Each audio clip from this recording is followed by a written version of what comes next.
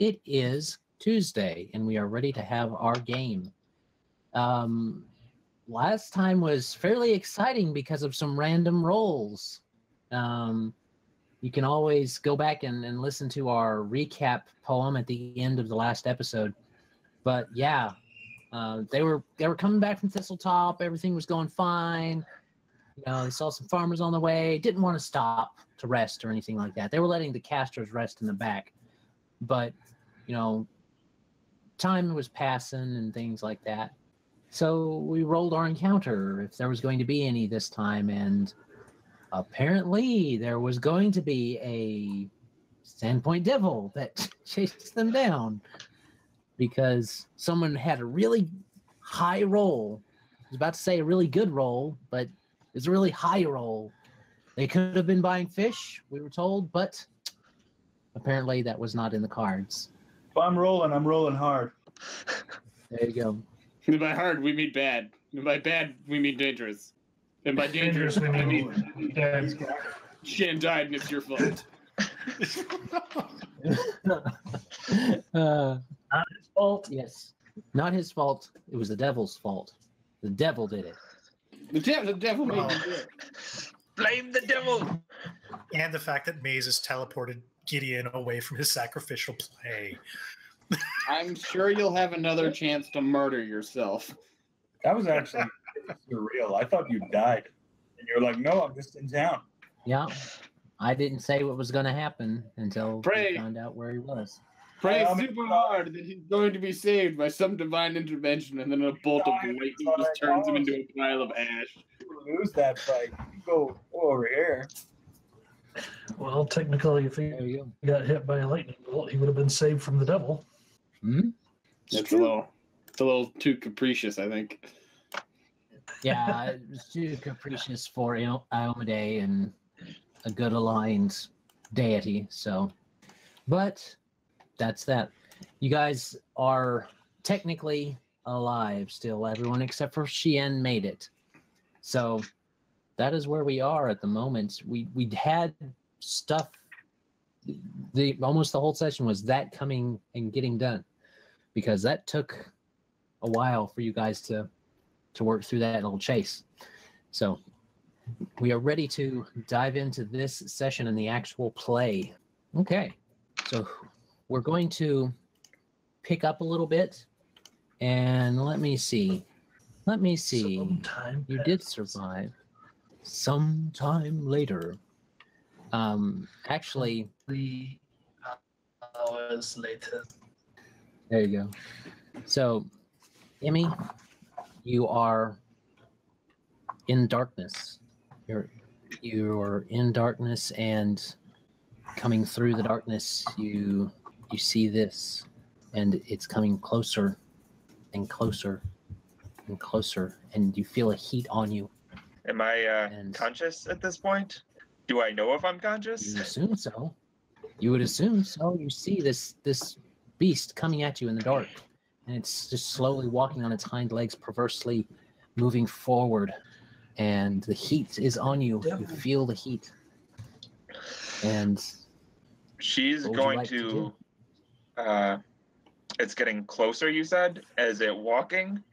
It's walking Or on its flying? hind legs towards you. No, it's walking slowly, fire breathing out of its mouth, licking past its fangs. She will try with all of her might to conjure up some of that Fey bloodline within her and entangle the thing. Okay.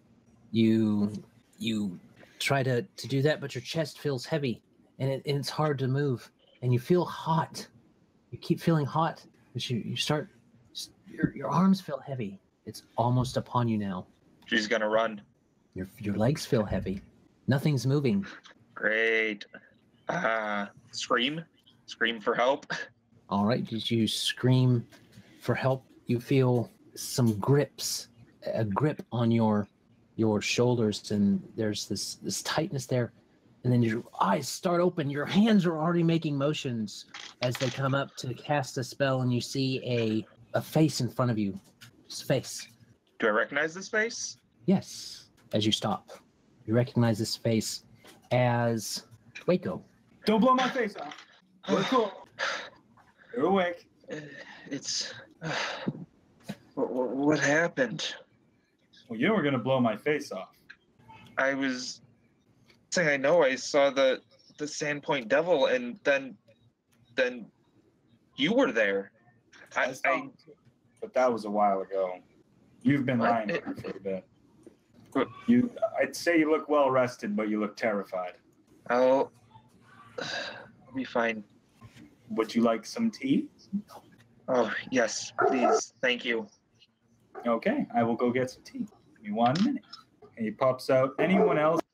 Yes. As Emmy starts to look around and as you watch Wayko leave, he opens and closes the door, and you slowly recognize where you are. You're back in Sandpoint. You're back in the Rusty Dragon, and you find that you look to the side.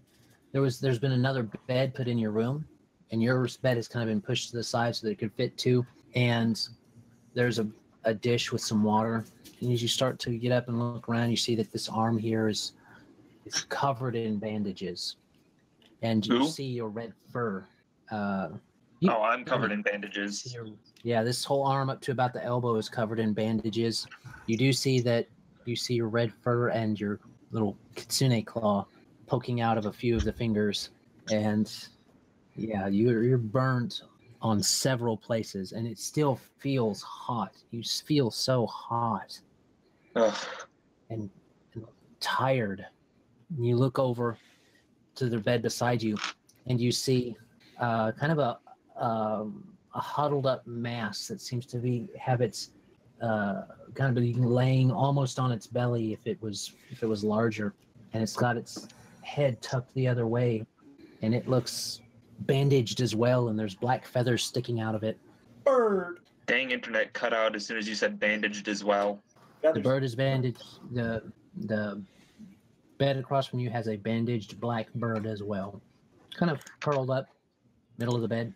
Magpie? It's like a people bird or like a bird? Like a magpie bird. That doesn't answer my question, disembodied voice. It's you, bird. Now, twink, squawk, and wake up, bird. It is the Birdman. Greg. Is Wayko back yet? Or am I still looking around? Huh? No, not just yet. Magpie, is that you? Are you?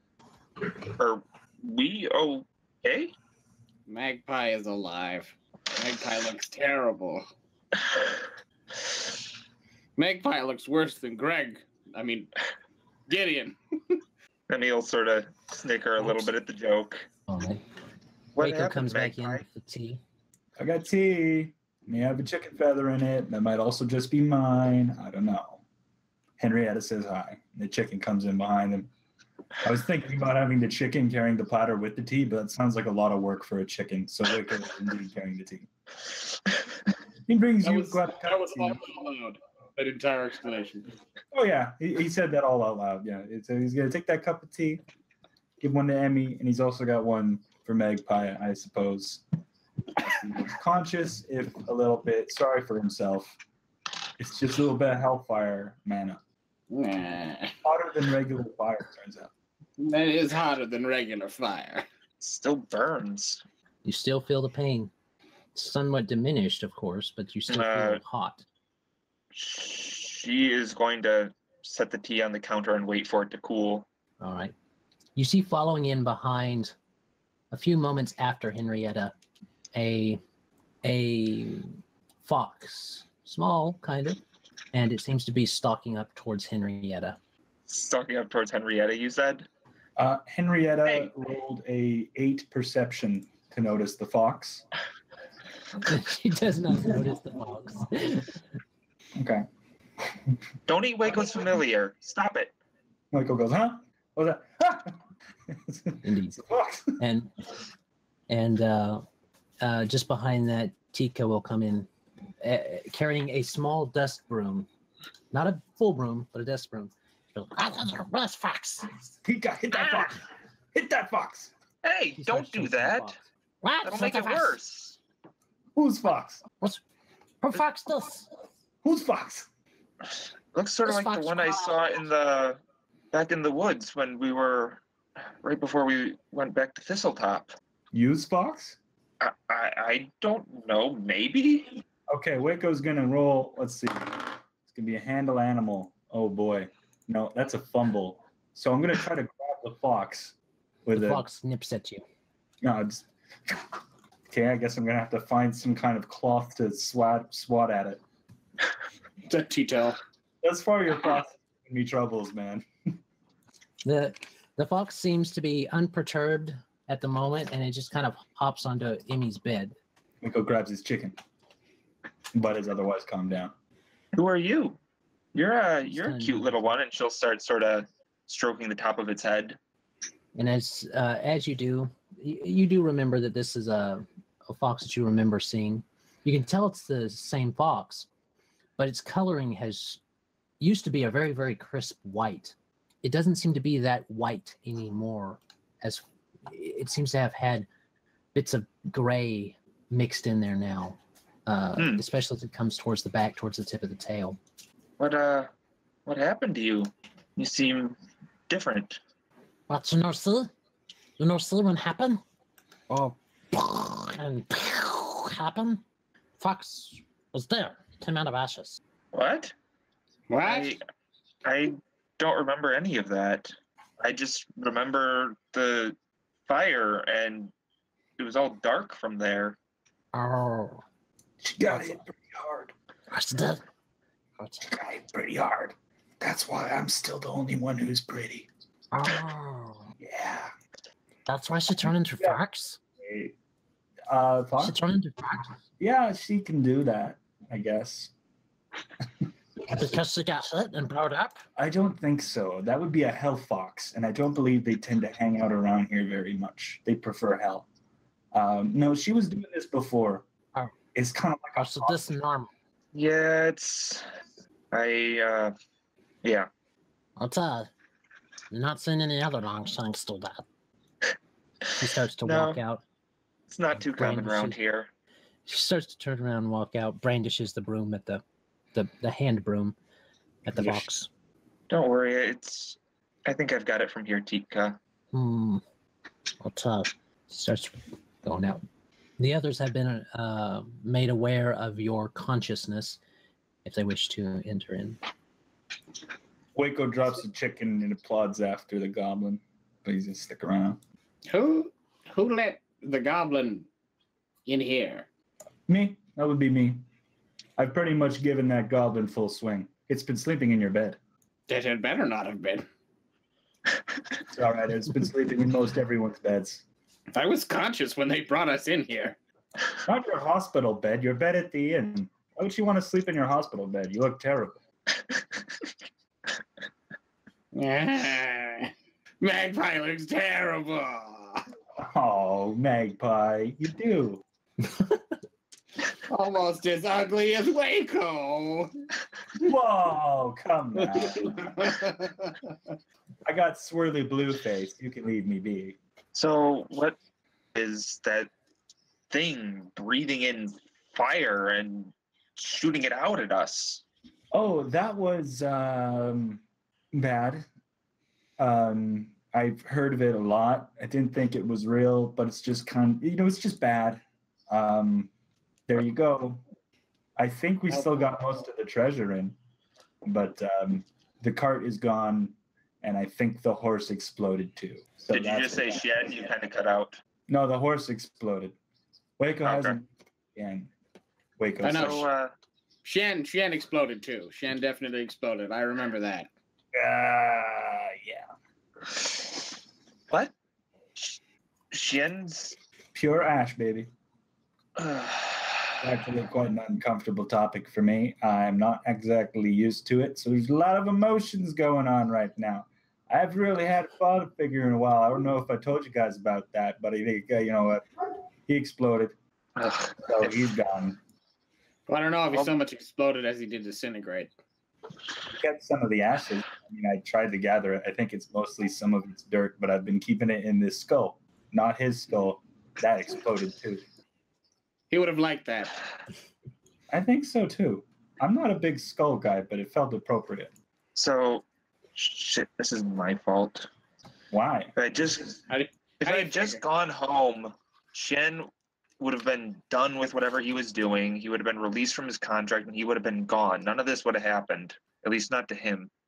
You're blaming the entirely wrong demon horse, by which I mean not a demon horse at all, whose fault this is entirely. What? We can find it and we can kill it. Must make birth. It's not like it just appears into existence and steals some cattle. You steal cattle because you're hungry, I think. I still should have just gone home. There's no winning this argument. You happy up. I'm going to go see if I can't wrangle us up some lunch. You should say hi to Mazus. He looks okay, too, because you look okay. Oh, she looks okay. You're going to go wrangle us. Going to go find us some pies or something.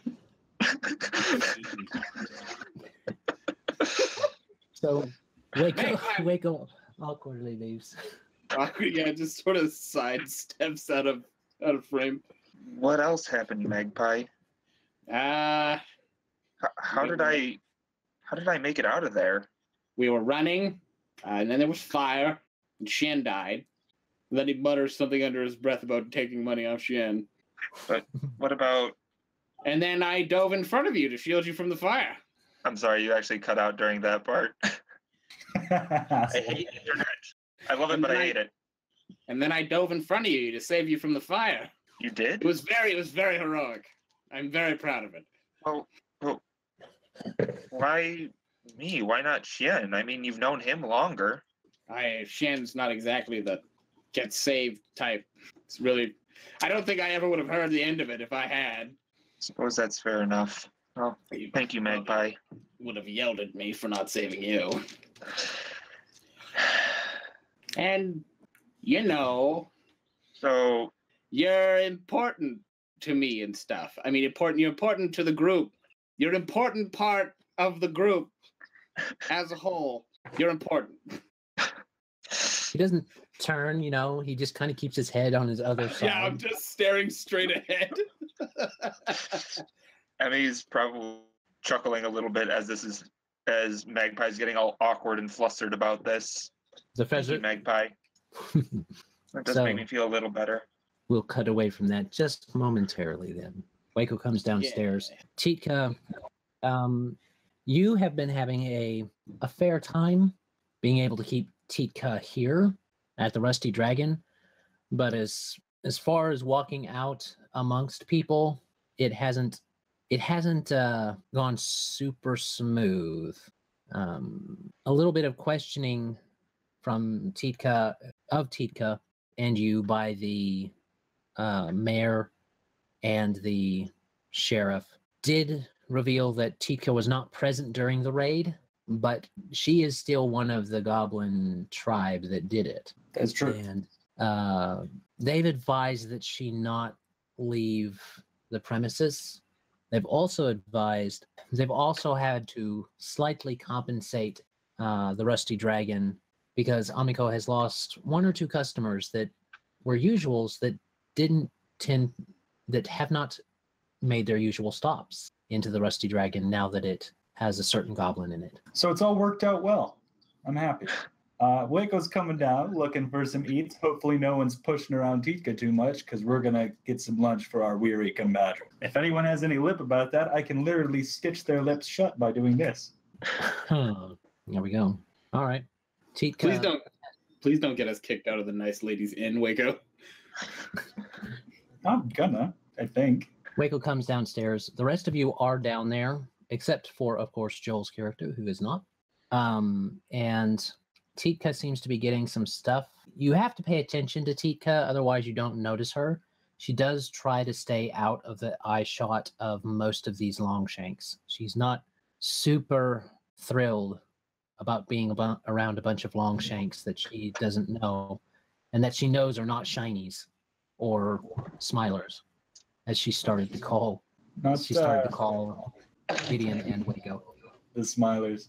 I was gonna say Wayko, not to any degree that would cause them any significant trouble, but he's certainly going to note her awkwardness and go out of his way to try to draw attention to her as much as possible. Like, everyone look at my new best friend over here. She's my buddy. Isn't it great? She can come hang out with us guys. That's great. Everybody buy a round on you, Wayko, he's going to go up to the bar right now. He's going to see if there's got any extra meat kicking around. I'm looking at kind of probably some seafood. I feel like you could get that fairly easily if they got some fish kicking around on this coastal town.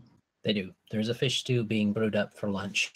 It is currently in the morning of the 9th of Lamachan. Well, I'm going to see if I can't procure us a few bowls of that stew. Must have a yellow shiny kicking around that I can, keep the change. All right. Well, Amigo says, well, is this for Mazus? Is this for Magpie and Emyrelda? Oh, yeah, those two probably straight away. I don't think either of them have eaten in a while, but I suppose I could shell out a bit more. If you could, where Mazus is. Is he here? I haven't seen much of him since the accident. Well, he's not come down from his room just yet. Well, you know what? I'll get a bowl for him, and we'll put one on the side for Gideon, too. And one for Shien, and he puts the skull on the bar.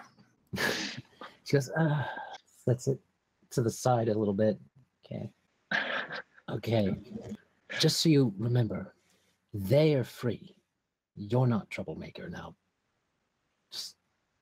Just try to keep it in line. I couldn't smile any wider for you, amigo. And a platter, if I could borrow a platter so I can have better carry all the bowls. He just walks away, and then you see later, you see a little elderly halfling lady come out. Grabs a big platter and holds it up. Where are we going?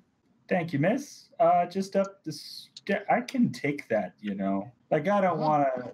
I mean, I'm sure you're a professional, but I mean, we got to hit the stairs, and that's some hot-looking soup. You're all right. Let's go. Let's give her. And he's gonna go up the stairs and kind of backpedal up the stairs, watching her. She's gonna fall over and burn herself alive because we got enough burn victims upstairs. We don't need the soup lady. All right. Well, as you're backing up the stairs, Titka comes behind you, and she's kind of like, and she turns around and tries backing up the stairs too, kind of like, why are we? Am I normal yet?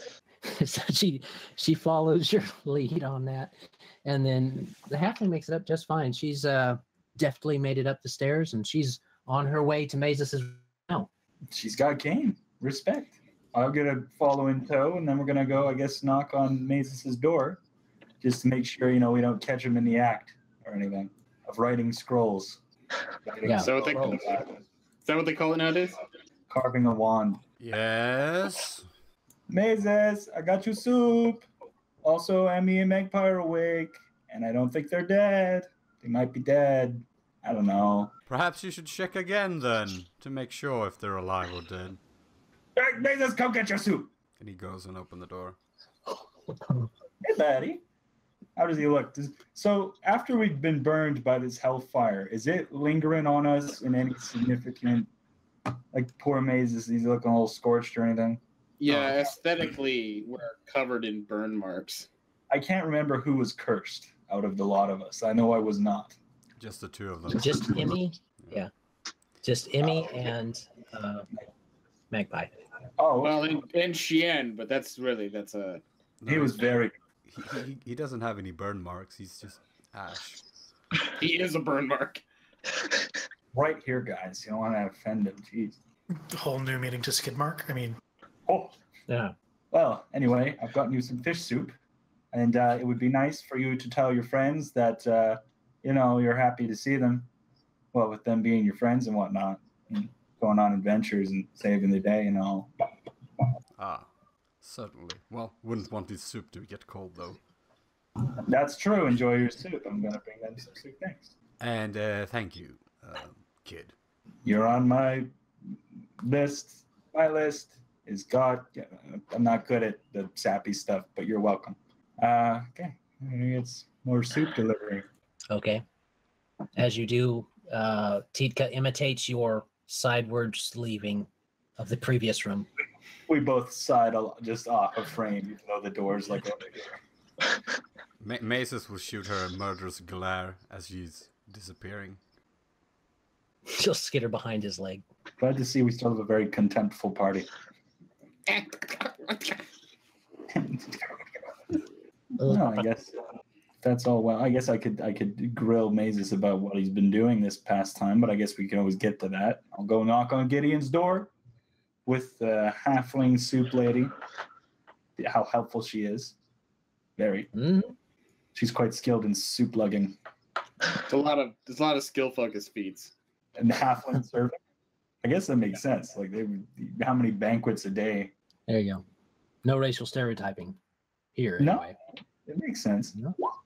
Checks out. All right. So,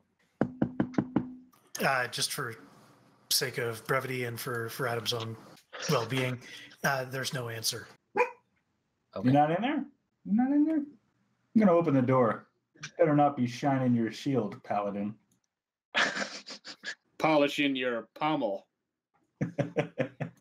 No, and you'll walk in to see basically all of Gideon's belongings minus the breastplate that he usually carries in his falchion, but pretty much everything else, so his backpack and all of his adventuring gear is strewn about the room. Just his whooping gear is gone. Well, that's not good. His soup's going to go cold. Okay. I don't know, Tika, but you might have just gotten yourself another bowl of soup. Oh, okay. She takes the bowl. There you go. So I'll pat the halfling on the back and say, hey, go down to the where the two really sickly ones are down the hallway and give them the soup. I'm going to maybe poke around and see if I can figure out where he went, because something suspicious is afoot. And I think he's out doing some Michael Bolton. I will go the distance like exercises with his sword, and I do want to get a glimpse of that if that's what's going on. So, yeah, we can cut away from me for a minute if we need. Kind of lost in the description of what he was doing, but just, Yes, sir. Yes, sir. and she hobbles off with her. Thanks, Not Lily. hobbles. She glides off with her soup back to Magpie and the Kitsune. You come prod me later. There's a gold piece in it for you because you done great. So, I guess there you go. I can. Okay. I don't think I can get anything from searching his room. You can poke around there with Titka if you want to. Titka does dig through things a bit more thoroughly than you do, not really regarding his personal space as much as you might. I got a modified yeah. 15, so that sounds about right. And let me see. That would be a good caveat to say, okay, Gideon, wherefore art thou? Visiting Father Xanthos. All right. Up early in the morning, or at least early considering that you were just almost eaten the night before. Well, he wasn't so much almost eaten. He was transported. There you go. All right. So you're off visiting Father Xanthos.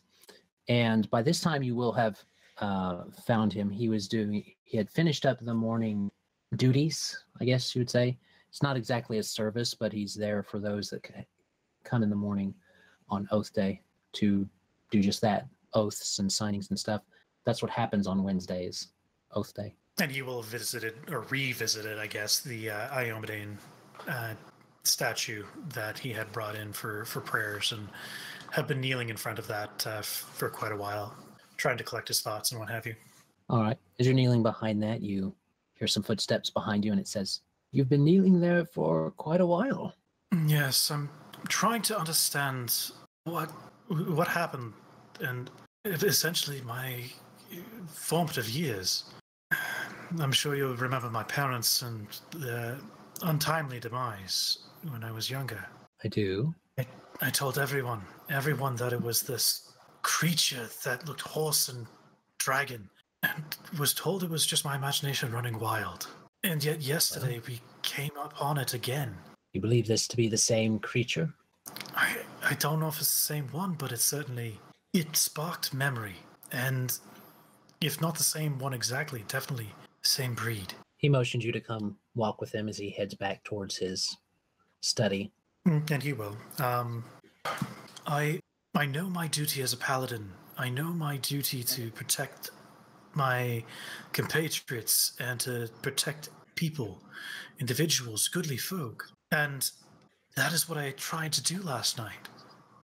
I stood between it and my compatriots and struck a blow, injuring it, and it was ready to attack, and all of a sudden I was there at the deity, at the statue.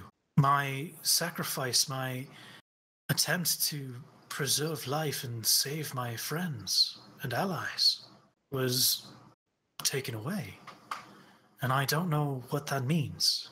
Let me ask you, Gideon, as he says as he opens the door and motions you in, would you that your god sacrifice you, throw you against the stones of life? Through hardship is how we determine who we are. It's how we grow. It's how we become worthy of her service. I would agree, but one must live to be of service. I was always taught to be the last one on the field, to always be the one to ensure the safety of others as they fled, and I failed. Well, it sounds to me more like this was something far beyond your control. Did you will yourself to leave? No, I was certainly ready to ensure the safety and to fight it till the better end. You did not desire to flee? No, only that my friends should survive. So, then you didn't decide to run away. You didn't forsake any oath, because you didn't leave. You were taken away. I just need to become stronger, to be a better shield for my party. He smiles and says, that sounds very Iomedean. Father, before I ask a couple of, I think, rather large favors for information, I think it would be worth your time to understand. We met up with Noalia. She was changed. How so? She appeared to have taken on demonic traits of some description.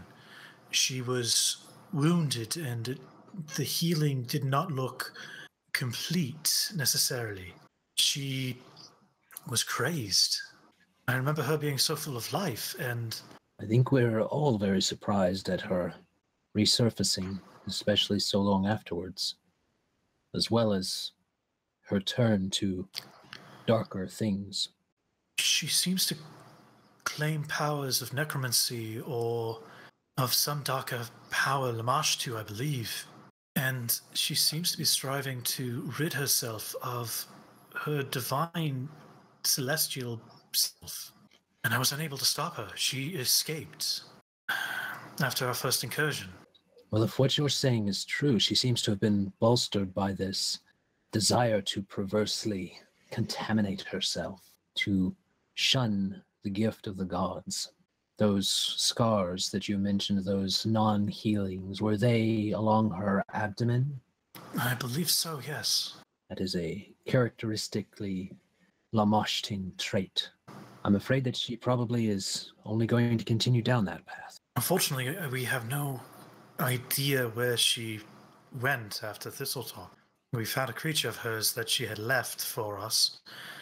I assume because she knew we were coming back for her. But she seems to have escaped. She was definitely a smart one at one point. What she is now, I don't know. But I'm sure that that Hemlock and the mayor will definitely want to speak with you regarding this. The large favors I have to ask of you, Father. Firstly, as I wish, as you say, Iomedeanly, to become a better shield for my compatriots, I need and wish to put some of my stress and uncertainty into hard labor in the form of hopefully improving my own armor and my weapon. My question was whether or not you knew of anywhere that would be willing to take me in, show me some of the ropes, and potentially help me with putting this together. I believe there are several people around town with skills, and I assume you mean smithing. Yes, We sir. could. You are fairly well the darling of the town at the moment. You needn't have my good word in with them, but if you desire it, I'd be more than happy to set you up and get that ready for you. That'd be very much appreciated. The other question I had for you was more in terms of, in regards to putting a permanent blessing of sorts on my equipment. I felt the touch of Iomade and wish to be able to impart that slightly into my sword, if at all possible, and wish to understand the process of, or if you knew anyone who could assist me in channeling that. I'm afraid that reaches outside of my particular abilities. There is the academy in town. They seem to have some skills with enchanting things, or at least in the magic areas. Don't have a lot of contact with them outside of their work as an orphanage, but they might be able to help in some way. Okay. If it is something more divine that you're looking for, perhaps we could send off the desired equipment to a larger area, a larger city or temple where they might have someone in-house. I will certainly speak to the academy and see what their opinion is, and we'll return to you in terms of that. Thank you, Father. I needed that reassurance to a certain extent. It's tough when you're in the moment and uncertain as to how to proceed. It's perfectly understandable. You hear a knock at his door and he says, "Father, there are some others wishing to continue their oaths." And he says, yes. Politely starts to send the signals that we need to wrap. He's wrapping this up so he can have some more official oath business done. Where should I look in terms of the smithy? You go back to the Rusty Dragon, and I'll take care of it, like I said. Thank you, Father. And he'll leave a donation as he leaves in terms of the donation box itself, and walk to the academy at this point, I think, actually. Okay. That is Tarandarok Academy. And let me see. That's a good lead in for Mazus, because Mazus has been sending out a few things this morning to look for different stuff. We'll kind of backpedal a little bit. You were awake for breakfast, Mazus, and when you got your breakfast, Amiko was around, and you mentioned something about wanting to find some certain spells. And he says, "Oh, well, you might want to look at Tarandarok Academy. They have plenty of magical helpful people there. It's also a orphanage, so I'm not sure how much they'll be able to help you. If you're looking for something specific, I have a few connections that I might be able to pull myself that would be able to acquire some things that they don't have." My needs are of both specific and non-specific nature, so I would say both options are valuable to me at this point. Very well, sounds fine. If you give me a list, I can kind of check for some, and I would assume that you make out a list for her. Mm-hmm. Before you finish up your fish soup. Yeah. Before you finish up your fish soup, she comes knocking, and she kind of opens your door, cracks it, tosses in a cat, closes it. Oh, Baron. How nice of you to join me. Cat kind of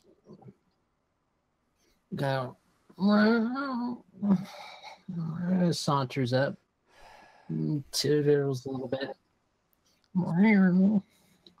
Who's been feeding you? It sounds like your cat's drunk. Yes, who's been feeding my cat alcohol? He attempts to hop up on the bed, but he hits the bed. And he just lays in the ground. I guess I'll let you sober up. All right. Okay. Would you like to head out to the said place? Yeah, sure. Okay. So, Turn to Rock Academy. Guys, head out that way. It is a large building on the southern end of Sandpoint. You serendipitously come to it about the same time as Gideon. And it is a 2-story building. You can see where there's some windows on the side that definitely look like a classroom, and it looks like there's some class happening at this particular moment as the kids are inside. But on the other side and in the upstairs, you can, in the other side, you can see a few little knickknacks in some shelves and cases as you starting to come in. Morning, Matthews. Mazus, it's good to see you up and well. How are you feeling? A little bit hot on the collar, but eager, you might say. I feel eager. For flavor than anything, he's actually going to reach out and touch Mazus and actually cast Lay on Hands to sort of try to alleviate some of the discomfort. I'm not sure if he has any health down at this point in time, but he's going to do so anyways. Okay. So that would be a total of 8 for it anyways. I get 2d6. You weren't down any hit points. Yeah. You weren't down any hit points, but it is that familiar flow of positive energy. Warm, tingly feeling. Yep. Warm, fuzzy feelings all over. That it doesn't alleviate the burning sensation, but it does help some, a little bit. And he kind of pats him on the back in return. What have you come for at the academy? Oh, a multitude of reasons. Mainly, I need more research bot. I can't just figure everything out myself. Also, I might pick up some apprentice. We'll see. Very well. Yes, I'm here to see whether or not they could assist me with working on my sword. And, well, actually, you're here. You know the story better than most in regards to the breastplate I now wear. You, of all people, understand me and understand that I feel beholden to the circumstance in which it arrived in our possession. Yeah. I was hoping to be able to incorporate this into a larger suit of armor, and at some point, enchant it with some degree of protection. Are you able to determine whether or not I can do that with this piece of armor itself, or if there's anything I should be aware of? You can always stack more plate on plate, as far as I'm aware. Does the other pieces need crisp remains of living children on it as well, or would that simply not be necessary? No. I've already got the ash for that, actually. I see. For every failure, there comes success afterwards, once you learn from that failure. As long as you don't perish, yes. Very true, very true. All right. So as you guys come in, you come up the stairs. There are little stairs leading in. You open the doors and see the people are just doing some things, normal work for around there. And one of them notices you. Yes. Can we help you? Mazus, or shall I? I wish to browse your scriptures, if you wouldn't mind. Well, under whose authority would you like to just browse through our library? Oh, wait. I know you. Points over at Gideon.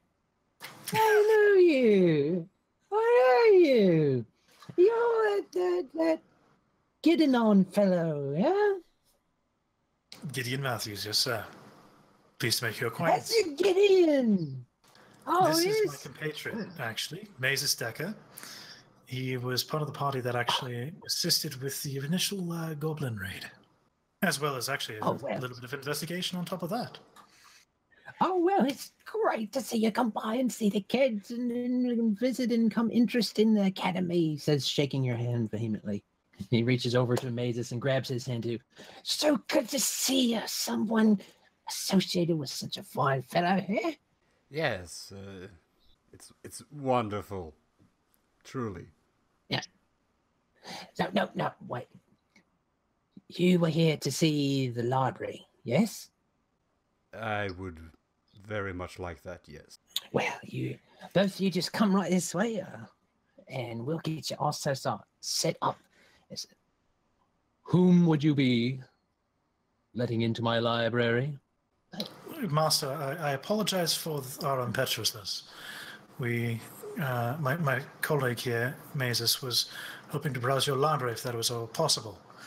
And I'm actually going to use diplomacy, because why the hell not? So that'll be at 23. Okay. So you look up that way, and someone was saying that from up the stairs.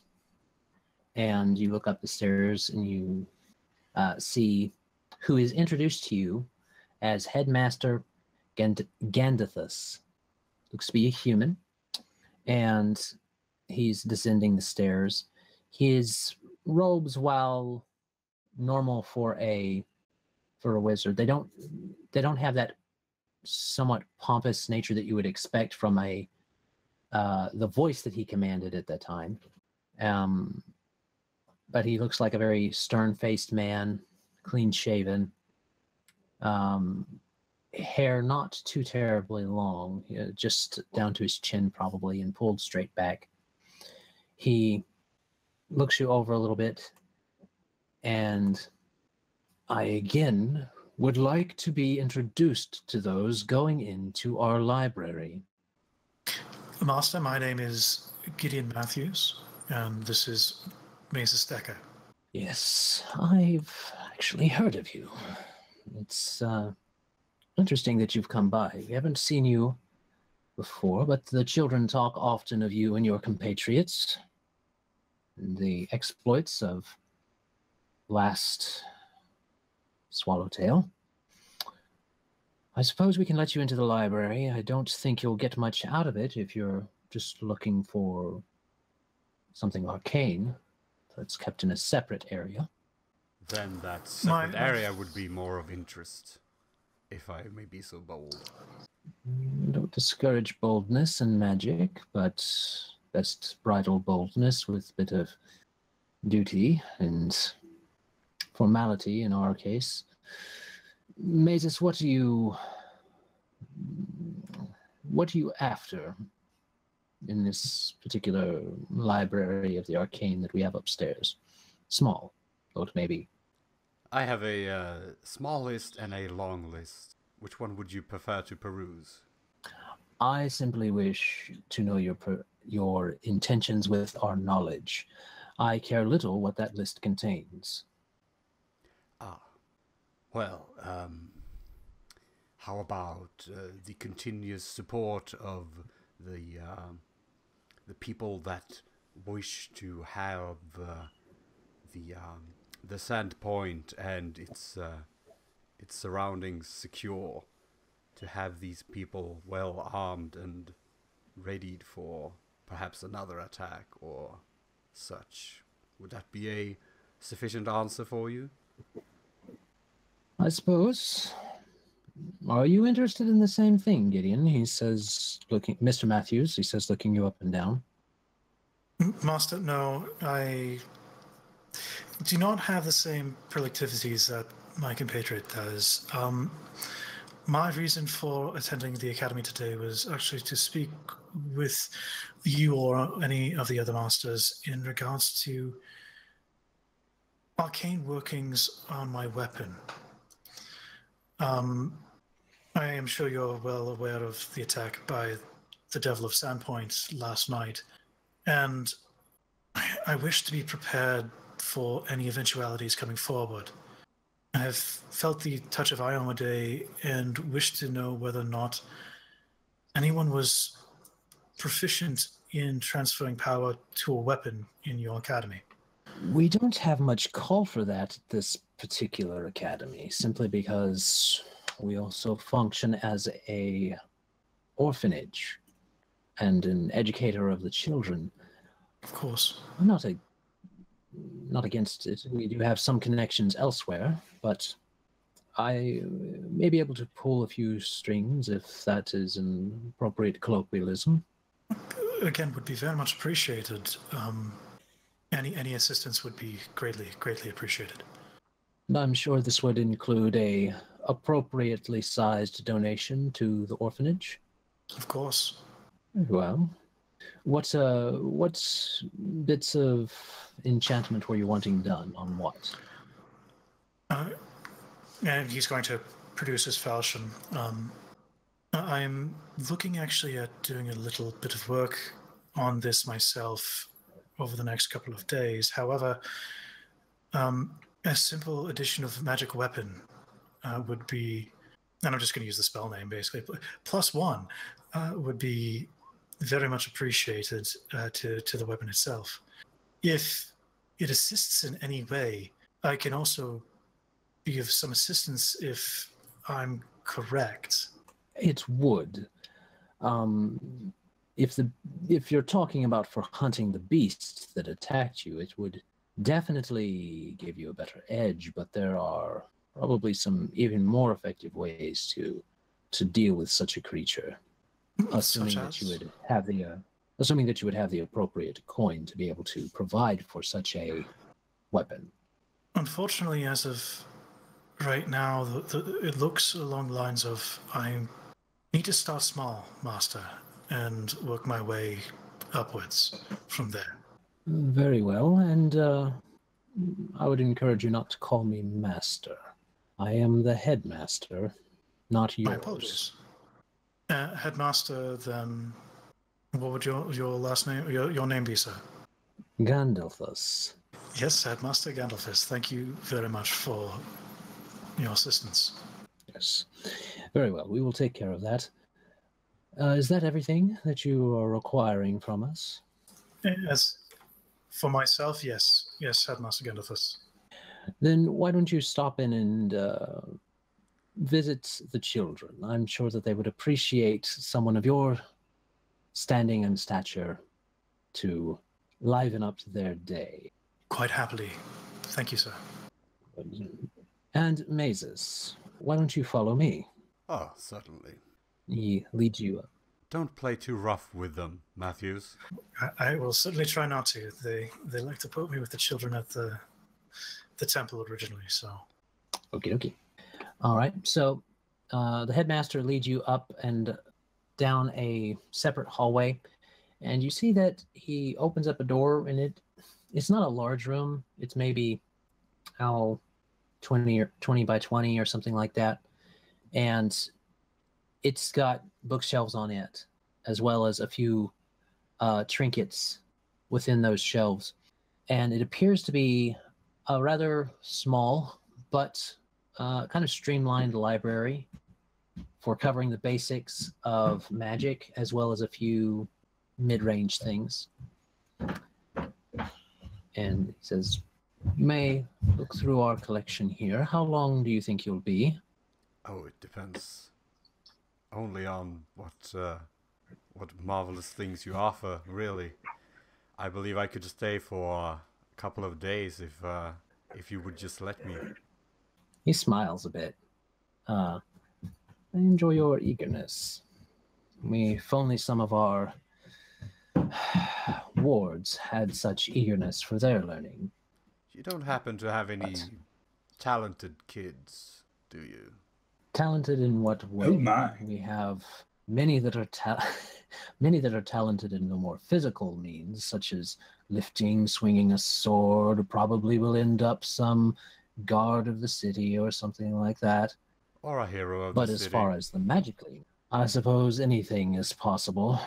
But as far as the magically inclined, I assume that's what you're meaning. Both magic and intellectual is of interest to me. Very well.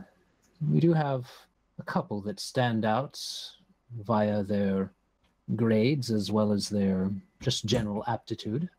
You looking to take up an apprentice? I do, in fact. I have a lot of things I need done and so little time to do it. Ah, you're wanting your workhorse. I see. Well, It is a symbiotic relationship, of course. The child would be tutored by me personally, and I would have my lesser business taken care of for me. fair, fair. Very well. Do you plan to take this child with you into battle also? I do not strike children unless they really misbehave. Ah, well, that's not exactly what I meant. Is this individual going to be running after you into hellfire as of last night, or are we speaking of simply a worker? I need someone to take care of my business and not watch my back. That's what Matthews is for. He smiles a little bit. Ah, very well. We can take care of that. I have both Aaron and Johann. Both are able boys. Not always attentive as they should be. They tend to daydream a little bit, but that's normal for the intellectuals. I can introduce them to you when you're done. Please have a seat. Stay as long as you like, but this is not a library for the children to browse in, so do send them away if they try to sneak in. I shall do my best. He leaves you till you're looking. All right, so we will cut away for just a moment, and we will come back to Emmy, and actually we'll come to a kind of sea and salt-stained man in a blue coat and blonde hair. Where do we find this man? So where do we find this man? Probably the two knights. The two knights. I believe that is the brewery.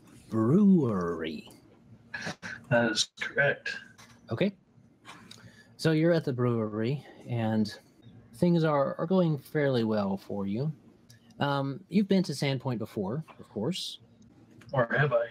Or have you? You've probably been to Sandpoint before. You wanted to hit it right when they were having the Swallowtail Festival, because that's when all the good stuff's there. But you got there a little late, sea delays and stuff like that. And of course, that's why you're there late. Of course. But of course, you did make it. You did make it in time for Harvest Fest, which is happening in a few days. You've been poking around, and you've heard tell that there's a group of landlubbers that have been making quite a name for themselves, kind of holed up at the Rusty Dragon, and they had quite a little adventure last night. But it's up to you if you want to go looking. What would you like to do with your day, Mr. Helen? Well, seeing as how it's kind of the middle of the day, there's not too much exciting going on here, I'll perhaps go out and wander about. Okay. As you're wandering about a little bit, you find that there's really not much going on around in town at all. In fact, most of the people have been going up to check on those that had the incident last night. You see a couple ways carrying some lockpicks, and they seem to run off in a particular direction. These two would be up to something interesting. He's gonna follow after them, because two kids with lockpicks seems like trouble waiting to happen. Indeed. You see they run and toddle off, and they go off towards the Rusty Dragon. But they don't go around the front. You see there's a small crowd starting to gather out front. You hear things of like, well, how are the heroes? And what about, did you hear that they brought in a little goblin? I asked, what should we do about that? We should tell the sheriff. But they've done so much for the town, stuff like that. But the boys go around back.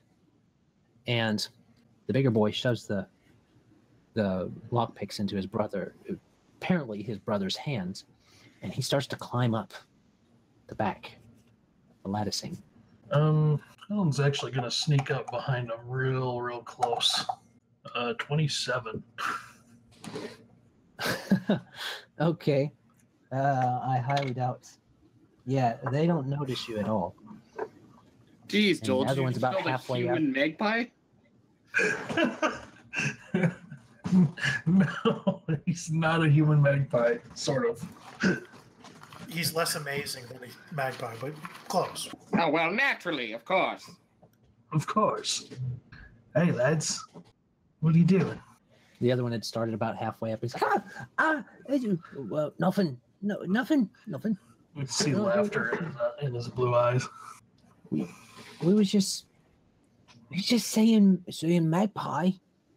The amazing, the incredible, the invincible magpie. Magpie, the amazed thing, invincible. What in the world is that, lads? It's a birdman that not even the Sandpoint devil could kill. The little one goes like this. Oh, the ones that almost got flambéed last night, eh? Yeah. But they did, and he was amazing. He even saved the fox woman. We didn't know she was a fox woman, but she was a fox woman. Now that's yeah, I don't have any knowledge, so I'm probably not gonna know what the hell they're talking about. Well, I got. Don't tell on us, mister. I why would I go and do a thing like that, lads? They just look at each other. Tell you what, you know a way into this place, eh? Yeah. You just go up, and we go around it, and you see, you crawl on that ledge, and they show you a rather narrow ledge. And then his room's over there. We know, we was in there. Well, I probably don't want to go popping in on him, but I might draw the wrong idea. Oh, we do it all the time. And the little one goes, Does he know you? Oh yeah, we're best friends. He's like, we know that he's like, we know all about him, and then he's got all this stuff, and then we know what we gotta do with all the picking, and he was showing us. All right, well, why don't you nip on up there and show me the way in? Oh, and before you go, he grabs the lockpicks from him and kind of tucks them in behind their shirt so that it can't be seen. You might want to keep a low profile on these. They smile. Hey, yeah, that's what Mr. Magpie said, but you should have remembered. Yeah, you should have remembered. As you should have remembered. You should just start going back up. And so they scamper up the latticing. And I take it this is an easy climb? Yeah. It's easy for them and probably for you. It's a climb as far as the check. They're one that's easily done with you guys. They're like Tweedledee and Tweedledum. It's adorable. Something like that. Or elsewise, you should have kept track of it. Just attend to get up the lattice. That's fine. It's easy to get up that way. So they shimmy across, and then they come and they stand on the edge, and you see one of them is holding on. The bigger one kind of braces himself and holds on, and the little one scampers up between his legs, pulls out the picks, and leans against his brother and starts picking. Alan just leans there and watches him. Okay. And it's a small ledge, so he's having to hold him. The big one's like this, and then the little one's right there, picking. And then, and you see that they get it, and they smile, and then they go in, and they go in. We're gonna do this kind of sneaky.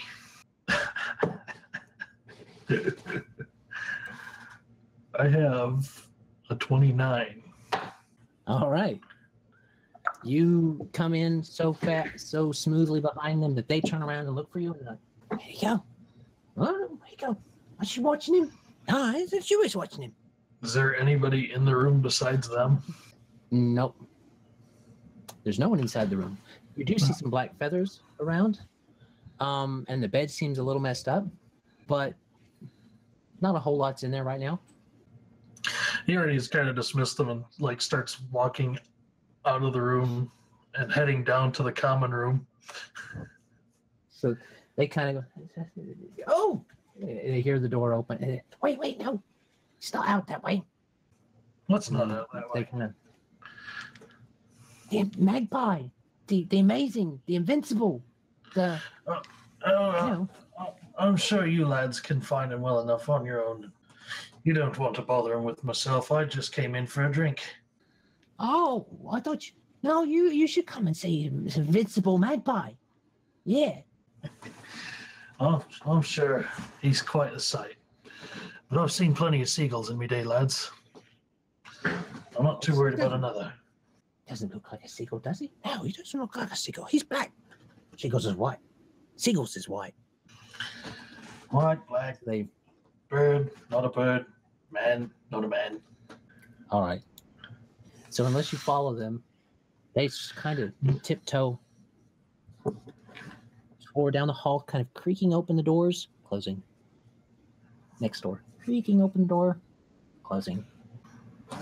And Alan starts walking down the stairs. He starts singing a little bit. And it's all for me grog, me jolly, jolly grog. All for me beer and tobacco. He starts heading down into the common room. All right. You start heading down that way.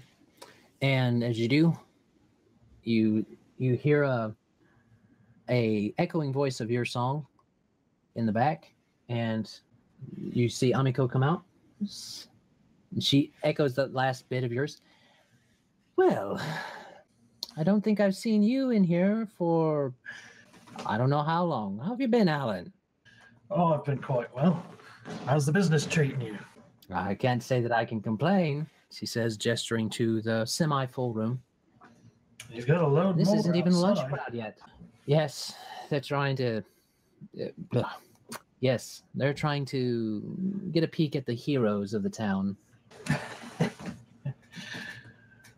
Probably an overstuffed lot, throwing themselves in front of danger for the good of the town. Never taking the time to appreciate a good cup of grog. Well, for the most part, you're not wrong. But I have found that at least a few of them have found a way to make some coin off of it, if that was something you're interested in. And I don't know that they're looking for help right now, though. Well, anybody looking for coin has got my interest. Well, there is one. Seems to be quite focused on coin. He's their mage, she says, getting a bit of ale ready. Sets it in front of you. He's got a nose for it, it seems. Already has a steady deal with the one of the local nobles. I've met a few in my time, especially the ones that deal with the weather business. They like money too. I don't think I've met a mage that doesn't. That might be true. But at least they've been good for the town as a whole. Can't complain about them. And she gets herself a smaller cup and goes, "Oh." Now, why don't you stick around a little bit? Spin some of those fancy tales that you tell. She smiles. Well, I'm sure some people would want a little entertainment. as long as that dry-ass sheriff isn't going to be seen around here. Oh, he comes in. Comes in every little bit, and I'm sure he'll be coming in to talk with the heroes in a little while. But I'm not sure if their stories will match yours or not. You'll have to stick around and see how wide their imagination is. All of my stories are true, love. Don't you know that? Oh, yes, she says, finishing off her ale. All of them. And she goes back into the kitchen. All right. And he starts to find the bottom of that mug. Okie dokie. Two little pitter-patters of feet catch both Emmy's and Magpie's attention as the door goes. You see him in there? Museum. I see the foxy woman. She's in there. He's not a fox. Do I hear this? He's a bird. Yeah. Magpie. Entertainment. Well, I'm bored. Magpie looks up from his whittling. Boys, is that you? Mr. Magpie. Oh, yes. They swing the door wide open. Loud. Mr. Magpie, you're amazing. You, not even the Sandpoint devil could keep you down. Oh, you got bandages everywhere. You see bandages? Oh, there's just bandages everywhere. Well, now he's invincible because he didn't die. No, I just look terrible. No, come now, Magpie. no. You don't look that bad. The older one says, no. The little one's like, honesty is a rare trait in a rogue.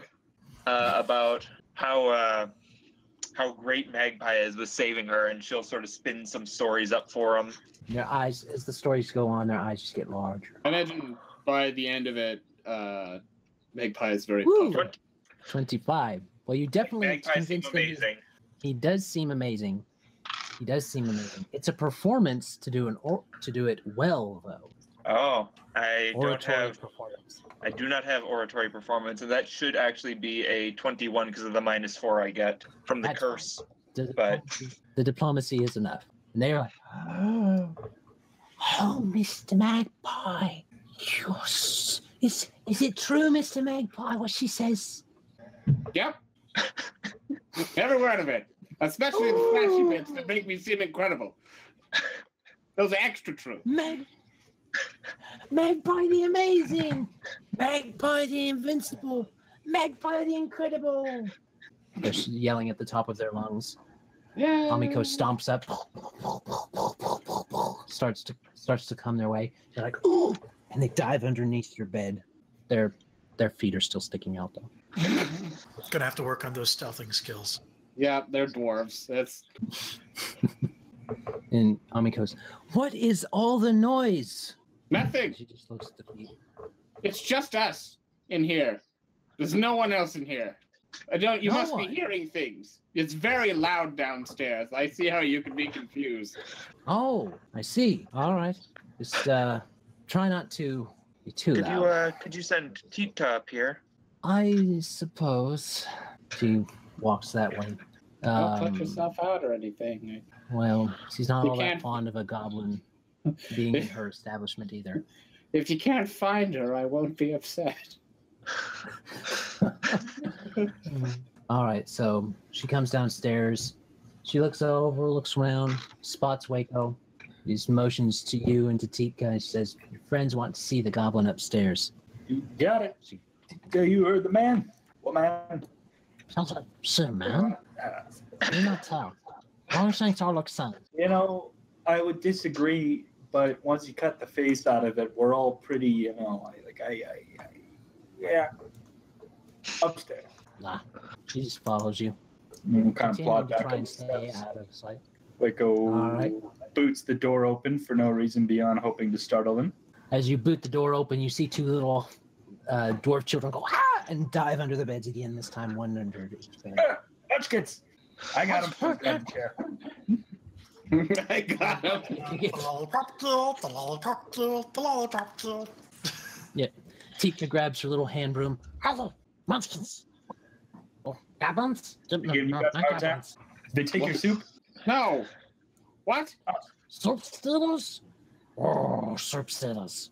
No, I Tika goes over invited the them money. in. Oh, okay. You brought in soap stealers? I think they're just. Why you bring in soap stealers? I don't know, but I do have a few questions for you, Tika, but I would prefer the children leave for a few minutes. It's some rather nasty business. All right, I children. thought the Out we go. I'll take him. I can smell you, children. It's one of our things. Don't start that. Come to my cauldron. You filthy bog witch. Come along, boys. So Magpie Oh, painfully standing up. Ah, it's not that bad. It's only agonizing when I move. Something along those lines. Oh, okay, Mr. Magpie. Here, why don't we carry you? And they start to try and lift you up. No, stop that. No, it's worse. It's much worse this way. I have A for effort, boys, but F, you fail on execution. Oh, what's A and F? I don't know what's A and F. What's he talking about? I don't know. Come, show me how you pick locks. And he's gonna grab a bag out from under his bed. Or I suppose I'll have to go back to my room and grab it. Yep. You head back to your room. Okay. Tika, I saw some rather nasty business at Thistle. Huh? What business? Room near the tower, the guard tower to the right at Thistletop. That meat locker. Yes, I noticed. In fact, I noticed one of my friends in your meat locker. Oh, that's too bad. I would very much like it if you would try to avoid eating Longshanks from now on. Yes? Why? She will glance at Wayko real quick. You seem to. Tika, could you explain this? Why not eat Longshanks? Make good bacon. Can you? You ever had Longshank? You ever had Longshank? I have. So, Smiley know what we're talking about. Flavor of bacon, consistency of steak. It's not arguably good to be doing, but it does taste delightful. Very sweet. See? Could you, Wayko, could you please explain to Tika why she shouldn't be eating Longshanks? You seem to be rather close with her. Honestly, I don't know why you shouldn't. See, Smiley know how to do it. I'm just saying. Tell you what, Fox Lady. Probably. We go. Next time we kill one Longshank, you get first bite. Okay? I mean, probably Make it up. in urban setting, but you know, That's what all the Longshanks are. Let me rephrase this, Tika. If I catch you eating Longshanks again, I'll leave you looking like I do right now. Like a fox? And she will start unraveling some of her bandages to show her the burns. Oh no, that looked nasty. That looked bad. So that's actually just a 10, but with the -4, so not that great.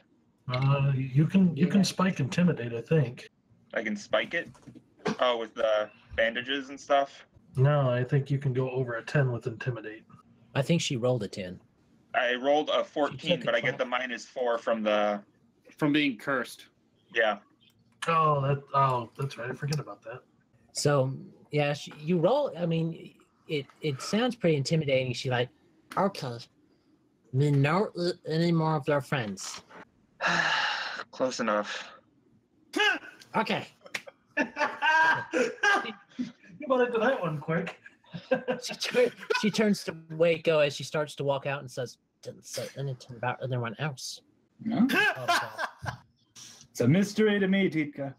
I'm just here to make everyone look prettier on average. Oh no. No. And we all sort of wrap the Band-Aid back up. Boy, are you working overtime. That sucks. Tika responds back. Too bad. She no get Longshank gumbo. Just waddles off. It would be a good gumbo. Actually, yeah. He's going to plot on after her. Chicken plots after them, like just kind of belatedly walks in the room and then walks back out. The chicken doesn't like talking about gumbo. Emmy will start drinking the tea that's probably cooled off by now. Oh, yeah, it's been about an hour or so. She doesn't want anything to irritate the burns. I would have said you can eat all of the enemies we kill. As you know, any of the ones we kill, go for. Oh, you want to set me loose on that one? Leave no evidence. That's more my. Paladin wouldn't find that morally reprehensible. No, It's not at all. It's not cannibalism if they're not the same species. That's true. Longshanks is a big thing. Longshanks is a big thing. And Shiny is a bit of a very clueless person. He gets some gumbo, loses his paladin powers. He doesn't know why. What's going on? My God is forsaking me. Nah, he has to do it willingly. Or knowingly, I should say. Yep. This Alright, is really well, good. Magpie, What's in as you- this? No. Long socks. So, Magpie, as you walk into your room, your bed has been slept in. Ah, that filthy little mongrel has been in my sheets. Told you. You start to shake your sheet. Start to shake your sheet out. This well-groomed rat goes and goes out the door. Catch it, boys! Ah, they swing at it. Miss. Ooh, one might. Uh-oh. Yep, one does. All I right. heard 2 rolls there. Yep. One whips out the little one. The big one kind of goes, whoop, but the little one stands there, whips out a dagger. And how many hit points does a rat have? None. Like 2 or 4 or something. Half of Yeah. a single hit point. It's a rat. It's a rat. I think animals Okay. get like a D8 minus whatever for a rat. You know I'm gonna have to hurt one of your So- lizards now. I don't have So- any lizards. The rat boy just goes, shink. Uses blade there. It did. Then whose lizards have I So, been? yeah, I was just gonna say then, whose lizards are these? Good. So you officially skewered her pet rat. I'm gonna have and to you get hear her and Wayko coming down the hallway. Uh-oh. It has 4 hit is my- points. I Is haven't my- seen that recently. Is my bedroom window still open? I'm looking forward to seeing Yeah. Rat. Check that rat. He's all nice and conditioned, Points and his at the coat's window. all smooth. He's really the best Okay. rat. Sideways, not straight out. Now you're learning about disposing of a body. Hopefully I never have to teach you anymore. So they're like, oh, okay. And then they pick it up and throw it out. The little one just looks at his brother and points to his hand. He's got blood on it. Stick it in your pocket. He's sticking in the pocket. Wayko and Tika's go down the stairs back to where they were. Okay. All right. Woo! Wow, Magpie, it's great to see you. Oh, your room smells like dead rats.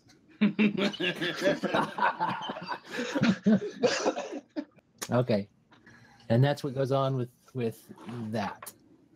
Emil I don't actually expect you to kill starts her to pet rat. get up, try to transform, and see if she can go out on the town for some stuff. Okay. Damn, so not only did Shin fail to kill Titka, he failed to kill her damn rat too. Yeah, and then I talked an NPC into it. That rat is dead. That rat is dead. It's only got a matter cleared. of time till I hire those boys to they put them on a contract on Titka. Inter-party your- conflict. This is your final test, boys. Kill I the thought you knew goblin. where it was. I thought you did. What about? Did you bring the dagger? No, you brought the dagger. Well, fuck. I guess we're just gonna have to strangle him without shoelaces. Titka comes in with big pot of stew. Everybody ready for dinner? Yes. You know, that type of a situation happens. I'm sure that Magpie would feel wonderful about that. No, I I smell don't. sitcom. I highly doubt that Goblin could take both of them. You don't know how tough she is. She's got class levels. I don't. Well, that's true, but I mean, a couple more lessons, those boys are gonna have levels of rogue. Those boys also have child stats, so Yeah, that gives them a bonus to dexterity. It's even better. but a negative And wisdom, they've got goblin hatred. assuming that they are normal dwarves. Yes. Yes. Okay. So we'll cut back. Mazus, you have spent most of the day in the library, and they had a fair enough selection of this type of spells you were looking for. I'll just tell you the ones you didn't find. Roll me a. Let me see. 1, 2, 3, 4, 6, 7, 8, 9, 10, 11, 12, 13, 14, 15, 16, 17, 18. Ah, interesting. 20. Roll a d20. Oh, 4. Well, they had a decent selection, but you only found 4 of them that you were looking for. So you found today. Today. We may let you come back another day. False life. You found. You did not find false life. Excuse me. You found one for hideous laughter. Oh dang! Shrink. Henry was gonna cover that one. Oh well. He found one for it. Shrink item, bearskin, and bull strength. Bearskin. Barkskin. Excuse me. Bearskin. Ah! Alright. I'm a furry. Scratching on tree. Hey, bears are nasty. Hey, Fuzzy. I understand that you're supposed to be fuzzy, but that's taking it a little far. Talking It about protects the your bare skin necessities. from Oh attacks wait, can't say and that. cold. And a key detections for honey. So Mazus has spent most of the day doing that. And Gideon, you went down. Did you entertain the kids the whole time he was up there? A good amount of it, yes. Until I got kicked out for the classes and whatever. But I would have been telling stories about our battles, and especially about what Mazus has been able to do on the battlefield and his usefulness, and stories of eldritch knights and paladins, and And the noble monk. the noble monk who fell, who I had no idea was actually evil. But yes, Yeah. he sacrificed himself for the good of the party. Sacrificed You get a you little- for the good of the party. You get a little tear. Yep. The kids are enraptured, and they only let you go on for about an hour and a half. So for the 4 or 5 hours that Mazus is up there poking around, All right. And at that point, I'll once they kind of kick me out, I'll start making my way to the inn itself, waiting for Father Santos to send me information as to where to go for the smithy. all right. And then the apparent adoption possibility for Mazus. It was never a parent adoption thing. It was more of a business apprentice. Disapproving guardian to be. But you realize that's basically what parenthood is. It's free slave labor. You're Count Olaf. Yeah, you're. No, he's more like Drew.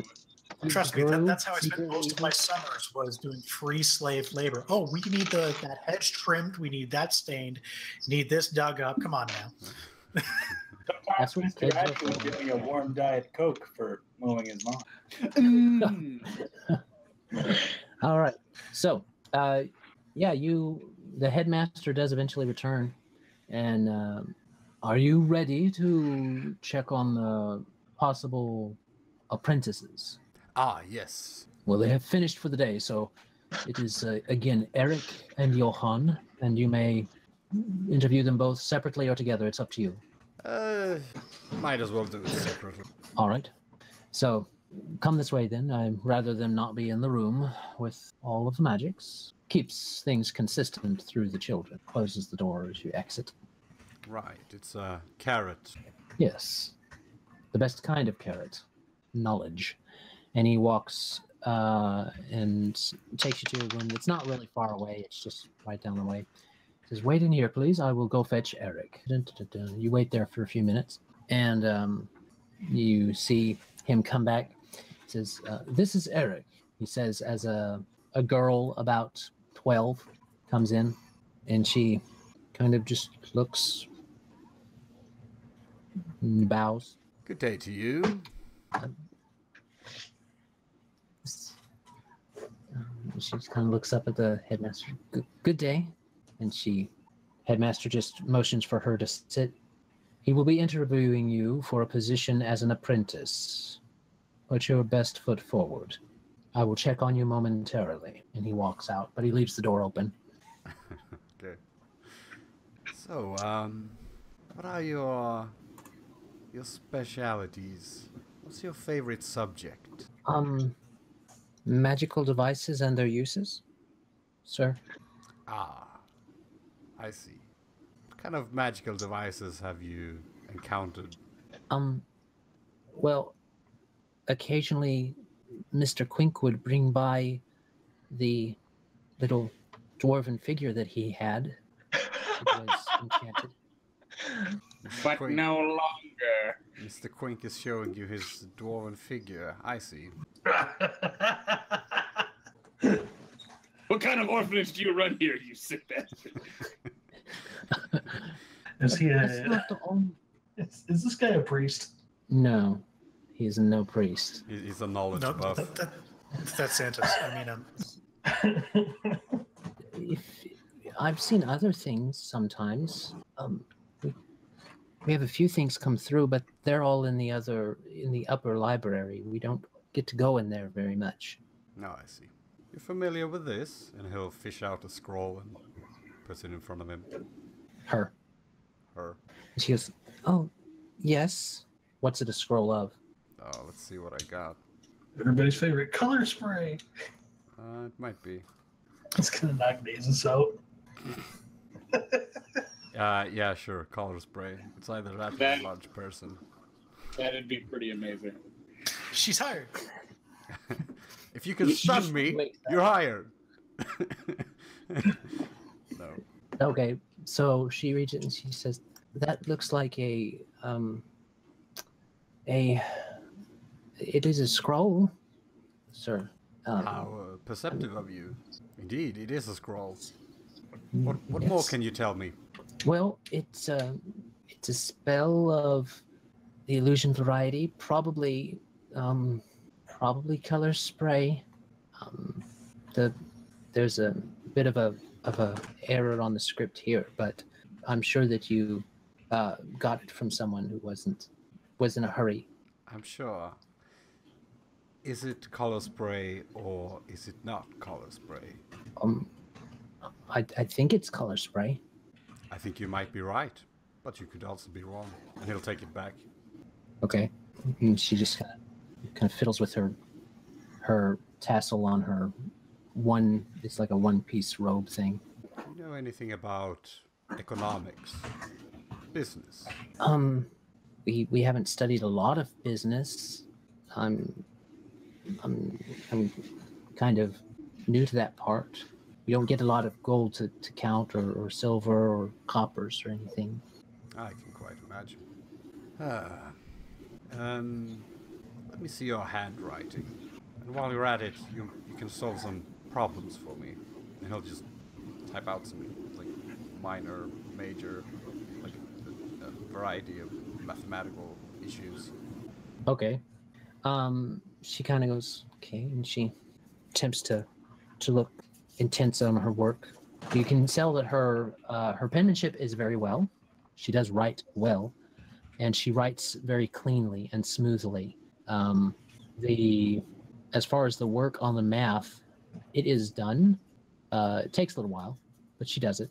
Well, you might become something one day. It's my plan. For now, I think this interview is over. I would very much like to talk to Johan before I make my decision. Oh, okay. Okay. So, if you could be a doll and fetch him for me, that would be terrific.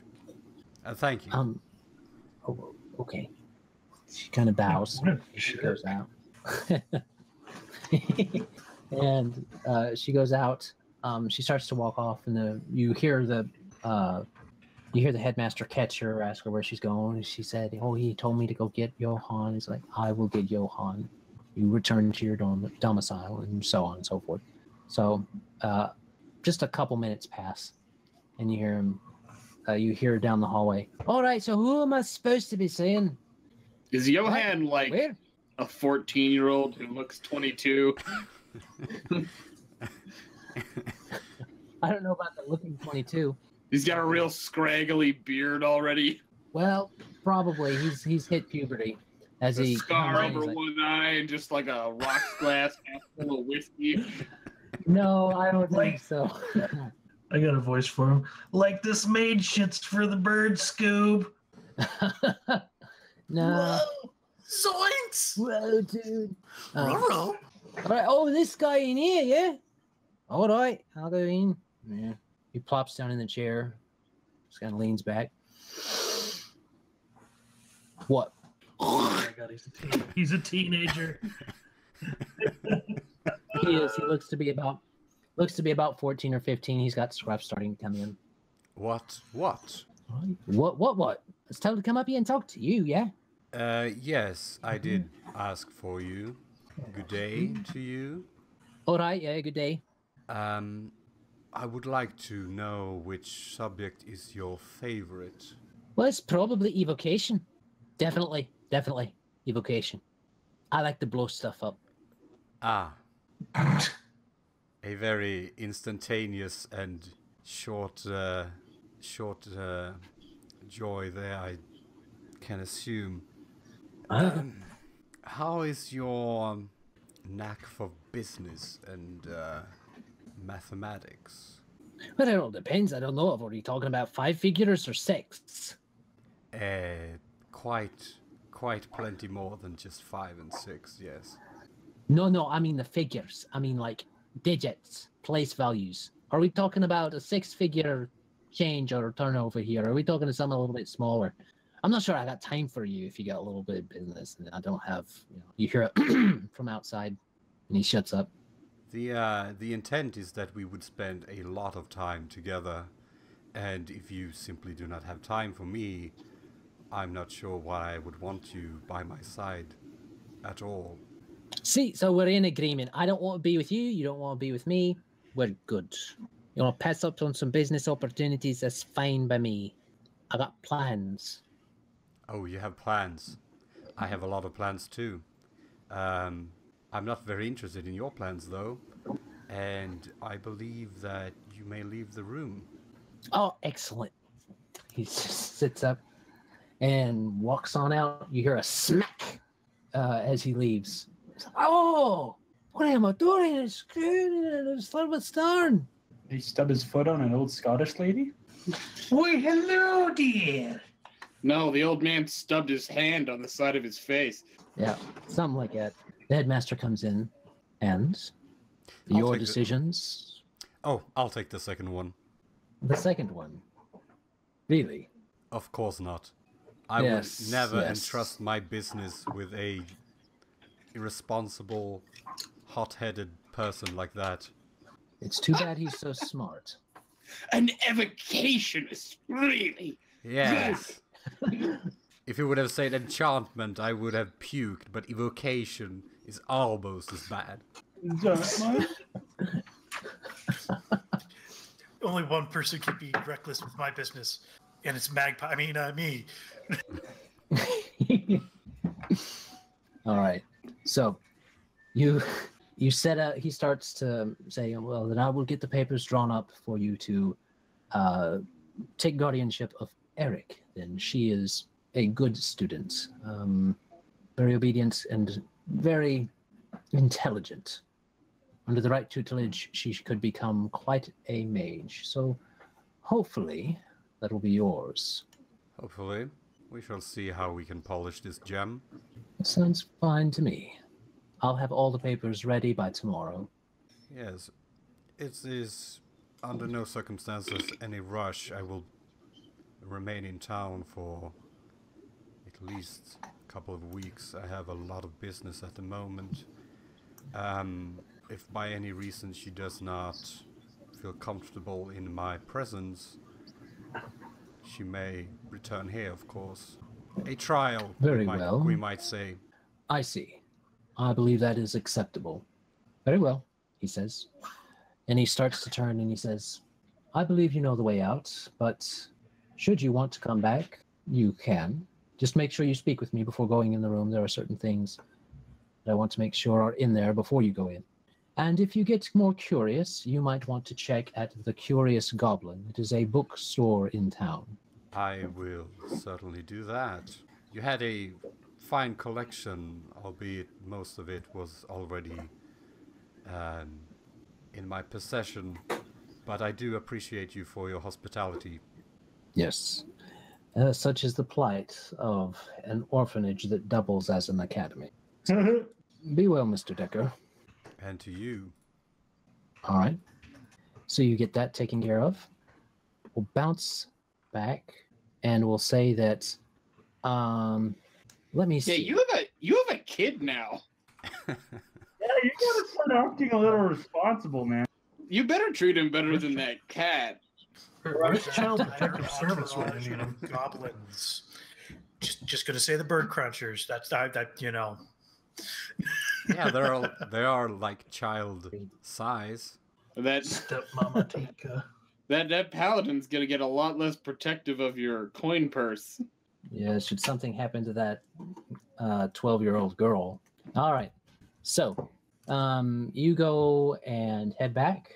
So we're going to cut back to the tavern, to the Rusty Dragon, because Wayko, Magpie, and Emmy are all downstairs. And of course, Alan is also.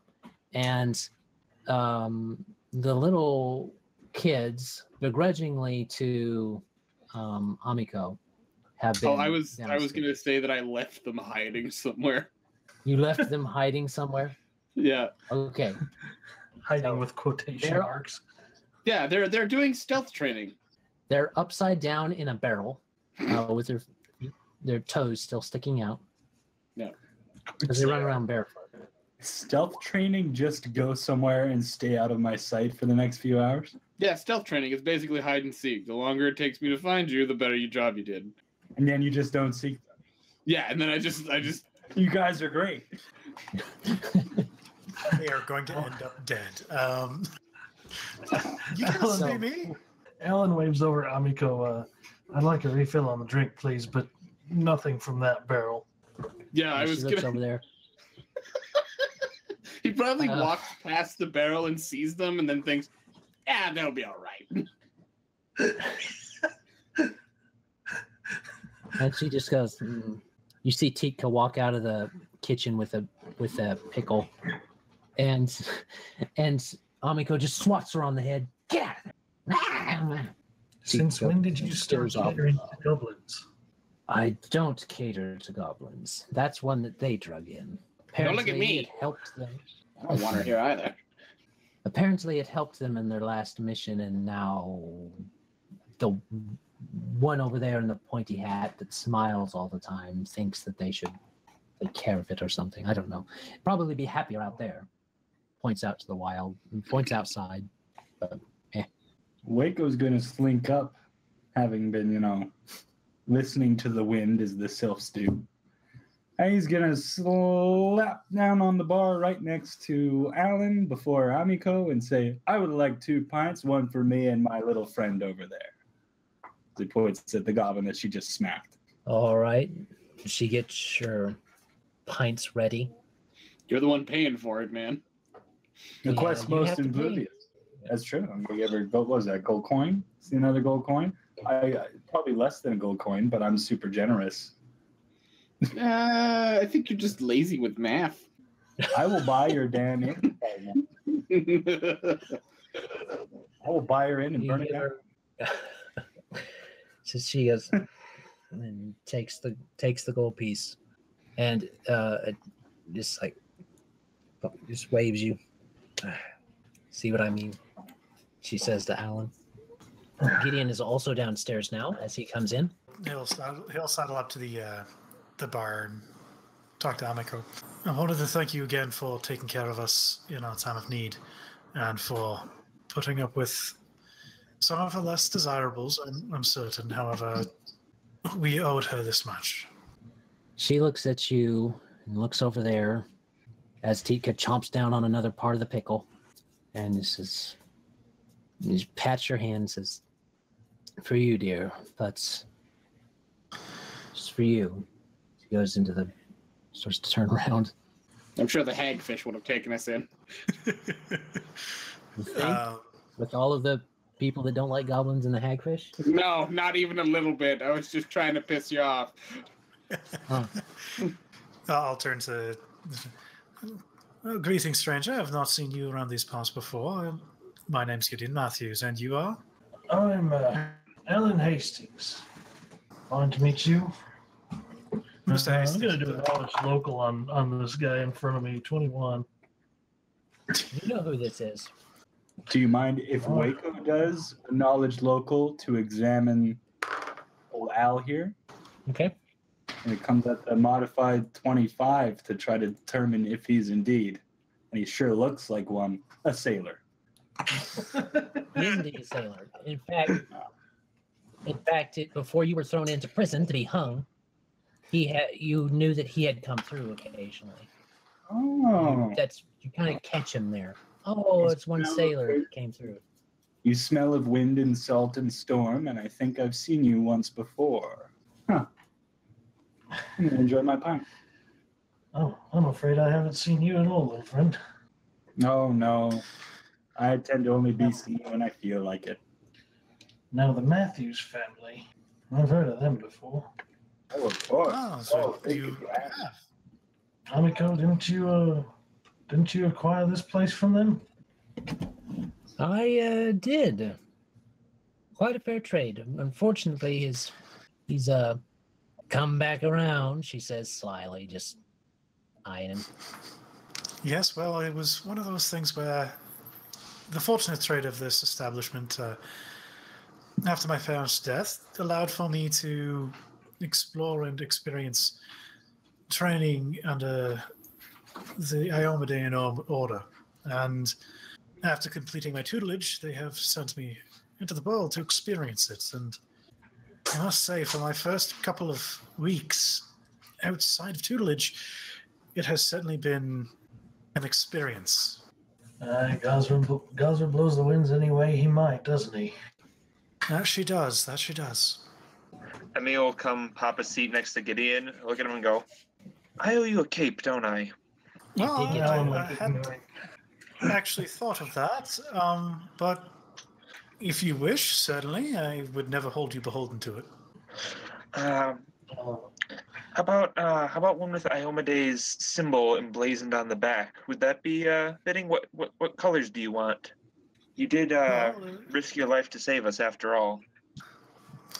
Very, very kind of you. I, particular to the red and silver, which are very traditional colors for Iomedean paladins.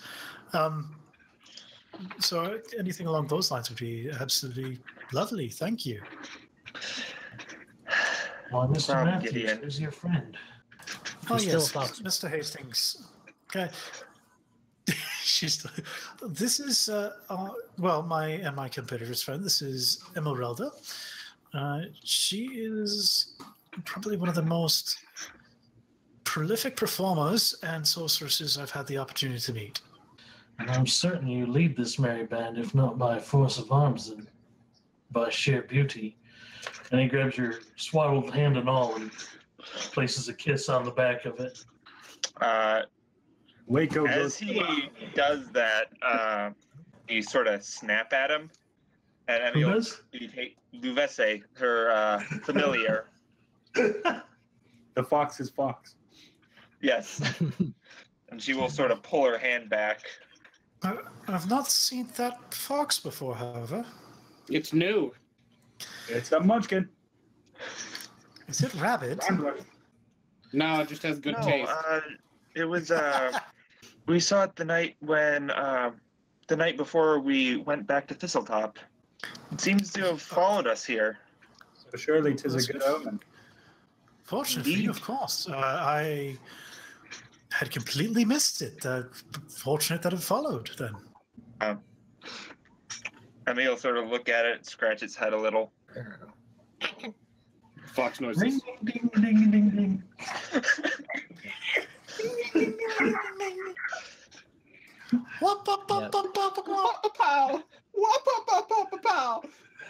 Okay, I just derailed this shit. Sorry. Good job. What's your fox say? Emmy will look at Alan. I do apologize. As charming as you are, my heart lies elsewhere. A pity. Don't take it personally. He was just being classy. Yeah, he's being handsy. I think you just broke my heart, love. Good. And she'll walk away. Definitely. Probably not, my friend. From what I hear, there's a couple of good services, so in case your heart is of need of mending. I don't. What did you just offer to take him to a brothel? I mean, sure. Just let me. I need this much grog time. Paladin straight Surprise me every day like that. I need whatever passes for a condom and.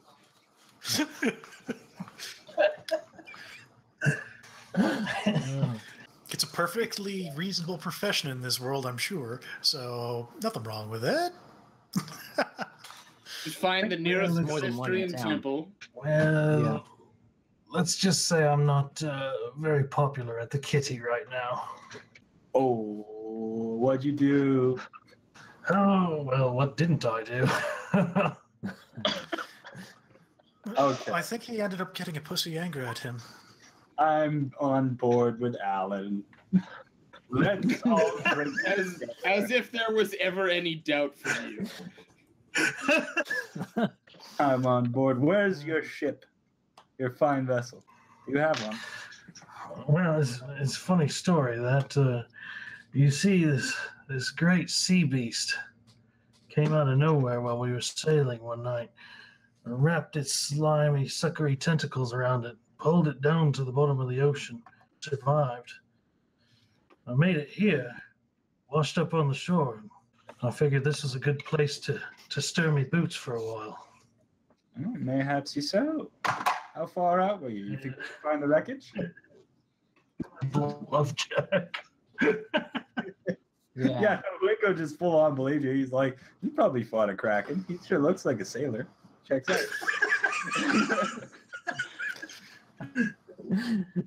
I'm not fighting any krakens. For shits and giggles, I will do a sense motive on that one, yeah. What was your bluff? Yeah, no.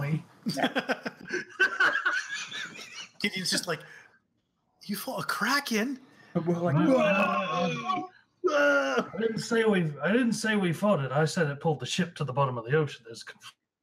Wow, that's you escaped a kraken. We escaped a Sandpoint. The Sandpoint devil. I don't This believe is you. fate. What happens if I meet the DC but don't exceed it? Then you win. You succeed. Yeah. You're full of shit. You see that subterfuge? What My heart just keeps. My poor broken heart has just been dashed to pieces. Oh, he doesn't. I don't say anything out loud. He very clearly doesn't believe you. Your By pants the are way- wet for some unknown reason. Alan. Yeah. There's some unnecessary evils afoot. Say, You Amico. guys actually saw the devil. Notice. Hey, Amico. We're gonna Amico. Amico. What is it, Amico. Wayko? Can I smoke in here? I guess. Great, wonderful. Could you pour a pint and leave it over there? He points at like the far end of the bar for his parlor trick.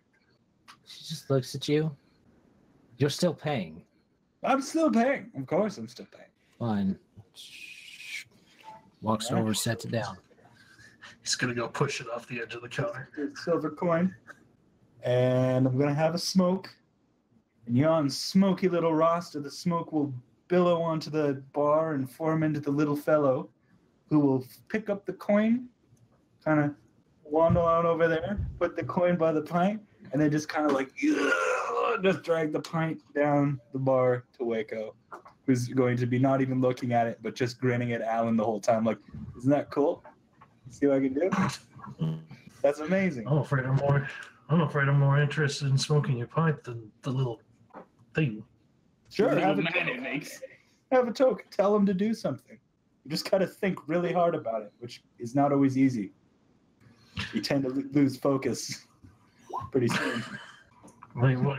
You're smoking tobacco or something else? A flay leaf. It's kind of like a happy mixture, I know what flay leaf is. like a pleasant local tobacco. You'll enjoy it. It's fairly easily found, and I don't have to pay any money for it. You know that stuff rots your brain, right? He says as he's taking a big puff. yeah. It's all right. I'm working on it. He doesn't pay the little man. Now, I can assume that if you don't pay him or tell him to do anything, he's just going to stand there and dance around wispily. Wispy dance. Wispy dancing. All right. Wayko's just having a ball. As you guys are getting all your entertainment from that, you see the mayor and the sheriff come in. The sheriff. And they kind of walk over to you guys and they say, we didn't think you guys would make it out, but we're glad you did. Now we have some important business to discuss. We need to decide what happens with Thistletop now. And that's where we'll call our session. I was going to say. Whoa. God damn it. Wayko catches the sheriff's eyes and he goes, oh, 5-0, and runs upstairs. Fair enough. So we'll sort of continue this sort of downtime thing next week then? That's right. Mazus comes in right after them. Before, surely to some degree, we'll have to do a bit of a time lapse. This is the first day of 18. Yeah, we'll do a time lapse. Perhaps when the festival comes, we'll see. A musical montage. Montage! Like us. Wait, what, plowing fields? What do you do for fun? Bothering the problem. Bullying the jukebox. All right. So. Wow, that took a long time. That was fun, though. It did. But I think everybody had a nice little bit of role play. We're going to do, for those of you tuning in next time, we will be doing a bit of a time skip. I wanted to try and get people start to introduce and at least give Joel's new character, Alan, an intro to the characters as well as a kind of fascination, at least, with them and what they're doing so that it would start to build up a bit of a, oh, it's totally understandable that he would want to go on adventure with these guys for a little bit type situation go on. But all that being said, I hope everyone had a good time, and we are done with our game for tonight. So, do we have anything we need to bring up to anyone before we head out? Any advice for the people out there in YouTube land? Yeah, should be good. Like our videos. Yes, like our videos. I know I'm on board with Alan. You're on. Don't smoke Marilis, kids. And don't piss off the foxy sorceress, because that usually doesn't end well. Like, comment, and subscribe if you're on board with Alan. Yeah, if you're on board with Alan. If you're not on board with Alan, like, comment, and still subscribe. And then walk the plank. Because otherwise, what choice do you have? Right? You're on board with Alan. All right. So you can find us. You can still find us on Facebook, Twitter, our webpage, and our YouTube. If you want to get a hold of us at any of those, you can find us on Facebook as Interplanar Crossroads. The Interplanar Crossroads is the Facebook group. If you're on Twitter, it's the IOPC. If you're wanting to just find us online, it is inofplanarcrossroads.com. And you, of course, are watching us right on YouTube. So you know how to get a hold of us there. So that's all we have for tonight. We appreciate all of our Patreon patrons coming to the Inn of Planar Crossroads. And have a great day and good night. Bye. And remember, sometimes you're both dudes, but you still have to pretend that you love each other.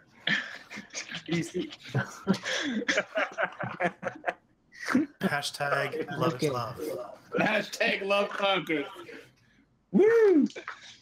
Bye. Bye. Bye.